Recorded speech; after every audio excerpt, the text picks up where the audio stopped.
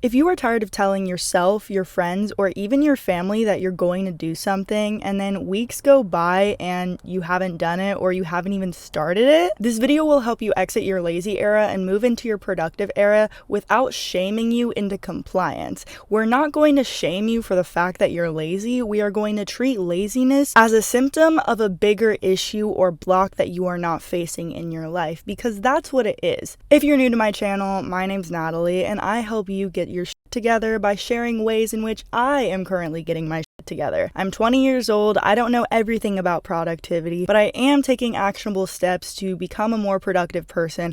And I'd say I'd pretty much mastered my discipline era over the last 3 months. I've really been focusing on being more disciplined and actually doing the things I say I'm going to do. Which brings me into my first point. If you want to do something, it's best to not tell others about it until it's almost already done, especially if it's something that you've been working on for a while or it's a creative endeavor.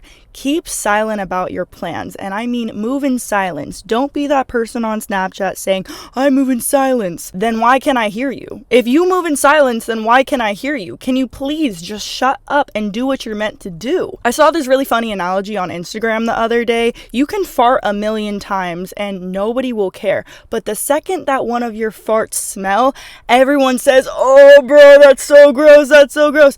And it's the same exact thing in life. Nobody cares about what you're doing. They start caring once you see the results. And I know I just did a really weird analogy by saying that, but seriously, nobody cares that you're going to the gym. Nobody cares that you're entering your productive era. Nobody cares about these things. If you want to share about those things, do it, but don't do it in a way that you are seeking external validation for doing something that you want to do in your life. We can sometimes use external validation as a fuel to maybe get us started doing something, but it is not a long-lasting motivator. You are not lazy, you're just overwhelmed.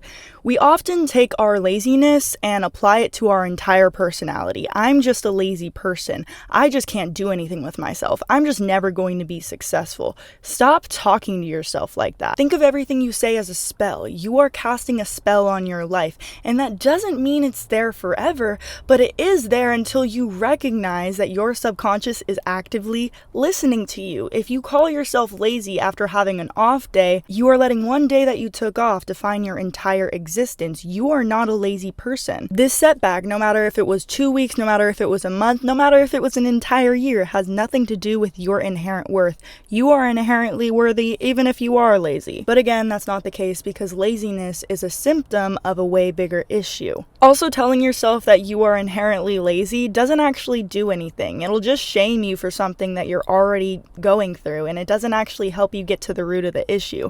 So stop shaming yourself for where you're at and be able to take guts and look at where you're at. You know what I'm saying? It takes guts to actually say, oh my god, I fell off. I fell off. Oh my god, I fell off. Let me get back on my shit. A lot of people ask me, how do you motivate yourself when you fall off? And the best motivator is to just look at where you're at. Look at where your laziness is getting you. It might make you feel comfortable, but is it really getting you to where you want to be? The answer is no. So I'm going to name 3 common blocks for why you might be feeling more lazy. Number 1 is fear. The reason you're not getting what you need to done is because there's an underlying fear associated with what you need to do. For example, let's say you want to start a YouTube channel, right? You might make all of these videos, and then at the end of making the video, you're like, I actually don't like this video. I don't like how I'm going to be perceived. So you push it off. Then you return back to it and you're like, okay, I'm going to make another video. So you make another video, you edit it all the way through, and then you're like, I don't like how I'm perceived in this one either. And so you never actually post a video. So you think you're doing all of this work, but in reality, you're just letting fear get to you. And I just use that example for the sake of simplicity, because that is something I was going through. I kept making all of these videos, but I wasn't actually posting anything because I was scared of how I was going to be perceived. I was scared of how my family was going to think about me, how my friends were going to think about me, how I was going to think of myself. And during this stage of laziness, laziness, you might see that you're evaluating if the fear you have is actually valid. And what I mean by valid is your passion or drive to do something must be greater than that fear. So in this period of time, I was seeing, is my fear of being perceived greater or less than my desire to post content? And once I got over that block, I realized, no, this is my passion and this is a part of who I am. And that's just one example. There's so many different examples of why you might not do something because of fear, but some fears are valid. And if you don't want to validate that fear, you have to push past it. Your fear of failing must be greater than your fear of looking stupid. When a toddler is learning how to walk and it starts taking a couple of steps and then it falls down, do you stare at it and laugh at it and call that toddler stupid because it doesn't know how to walk? No, you encourage it because it took its first steps and it's learning. Shaming yourself for failure is shaming yourself for a natural part of life. We were made to fail. And that doesn't mean you're a failure because you're not making your failures a part of your personality. This failure is not going to get the best of me. I'm going to get back up and try to take more steps. Which brings me to my second point. You might just not want to do it.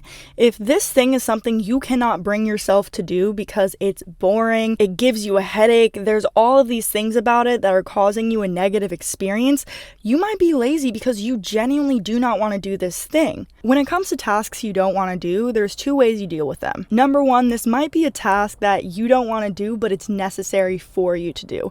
This is an example of cleaning your room, right? Doing the dishes, doing things in your life that are mundane tasks, but you don't want to do them, you don't have the motivation to do them, and it kind of pisses you off. And doing these tasks are associated with discipline. You have to stop thinking about how draining the task actually is and focus on how happy you get when the task is done. For example, the task of cleaning your room or folding your laundry is something you kind of have to do, especially if you're someone that needs a clean space in order to stay focused. Instead of focusing on, oh my god, this task is so annoying and I hate doing this, distract yourself while you're doing the task. This is what really helps me. I always have something in the background, whether it's a podcast, a YouTube video, and then after you're done with the task, sit and just feel grateful that you did it. Go, wow, I really didn't want to do that and I did it and it wasn't even that bad. It took less time than I thought it would. Light a candle in your room, bask in the fact that you are doing something for yourself, even if it's not that great in the moment. And if you guys want a video on habit forming, it's really important to do that because obviously pushing off cleaning your room until it's super messy and super disorganized and it's causing you mental distress is going to have a negative association when you actually clean your room. Whereas if it's a habit that you form once a day where you just check in on your room, you make your bed every day, you vacuum once or twice a week, you can finally enjoy being productive and cleaning your room because you have those positive associations with it. And the second solution,